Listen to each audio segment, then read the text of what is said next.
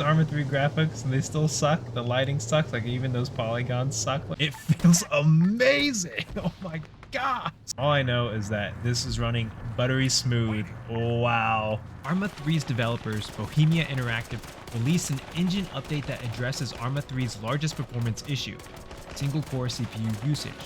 Razazel mentioned it on BI forums as having added multi-threaded capabilities to the game. Dude! I gotta see how much more FPS I can get. I couldn't get the engine update from an automatic Steam update. It's only on the dev branch, so I had to go to the Steam betas and switch from stable to dev. To properly test to see how much these engine updates help my low FPS, compare the FPS on stable versus dev. So I grabbed the classic Arma 3 benchmark scenario, YAAB. I immediately watched my frame counter flashing 30 and the video looking pretty normal. Then I turned on the mods, which barely affected my average FPS. So then I switched over to the dev branch and... well, that's disappointing. I guess it's my fault for thinking that Arma 3 was ever going to run smooth. But as soon as I was about to give up, I remembered one of my Discord community members mentioned something that was absolutely game-changing. And it might just be this duck. So I dropped $7 on Lossless scaling. I installed it and then watched an hour and a half worth of video and written tutorials just to make sure I get this to work right. I turned it on in double FPS mode and here's my live reaction. Look at how smooth that smoke is. I don't think I've ever appreciated Arma smoke like this. This is modded smoke too. This usually drops frames, which we're kind of getting right now. If you look on the top left, frames have dropped a little bit, but I don't feel it. I don't feel it. It feels amazing. Oh my god. Oh my gosh. Look at this. Is this supposed to look this? I don't know what's going on. All I know is that this is running buttery smooth. Wow. To be frank, it really was that good. Actual in-game gameplay is actually enjoyable and feels much more appropriate for an FPS in 2024. I tested it in small maps and big maps, and I consistently got 60 FPS and the gameplay was smooth. No major drops either. I literally felt like I just injected an RTX 4090 graphics card, and just like any greedy person seeing an opportunity like 4 times frame gen, I had to try it.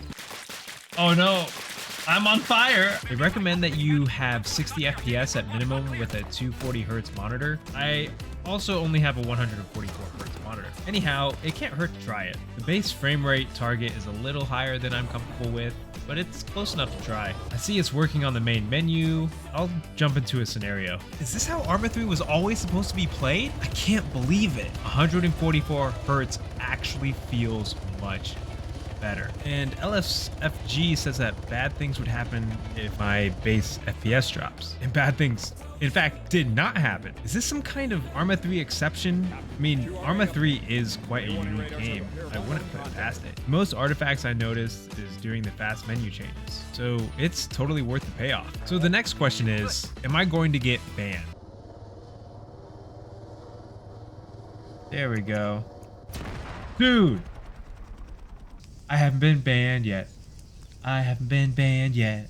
I haven't been. So I'm going to test this for you. If I don't make it out alive, I will see you on a second Steam account. Please tell your friends about my channel. I jumped into a server, thought I got banned, and I played quite a while on a big Koth server and never got banned. Okay, so now everything looks good at first glance, but let's push this thing to its limits. How does it do on YAAB benchmark? Works great. What if you normally can only get 15 FPS? Not good. There's artifacts, glitching. You can probably fix some of what I saw with VSync. On the bright side, after comparing how the game runs at 15 FPS and what it looks like with frame gen on, from a gameplay standpoint, frame gen is better. Is anybody home? What happens if I max out the ultimate FPS killer, the view distance? At 40,000 meters, it still looks good.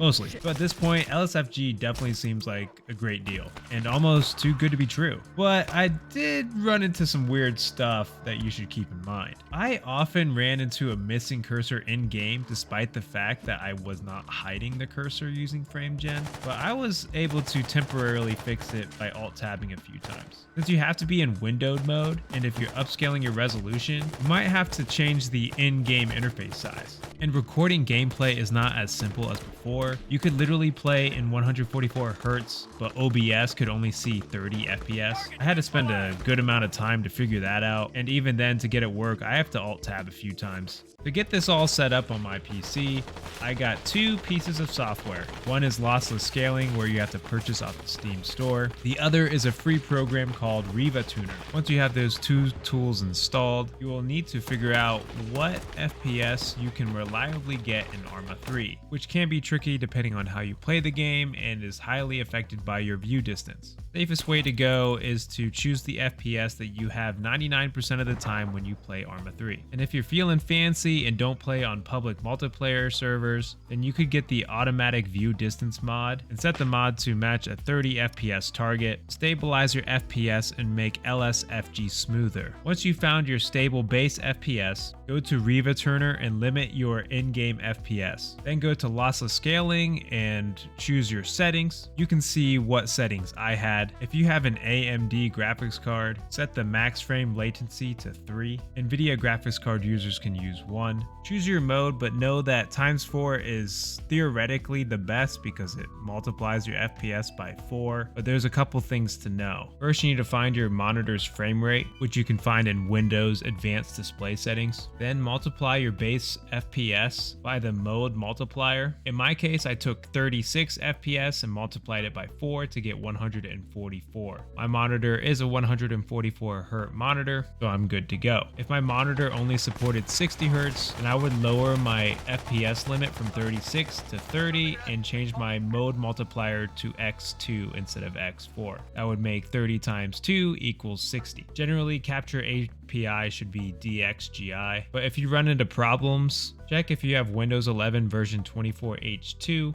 If you do, change the capture API to WGC. Now, I would be doing you a disservice if I didn't share my PC specs. I drop links to everything you need in the description, and you know the drill. Like, subscribe, tell your kids, tell your wife. So what's my overall thoughts on this? How do I say this?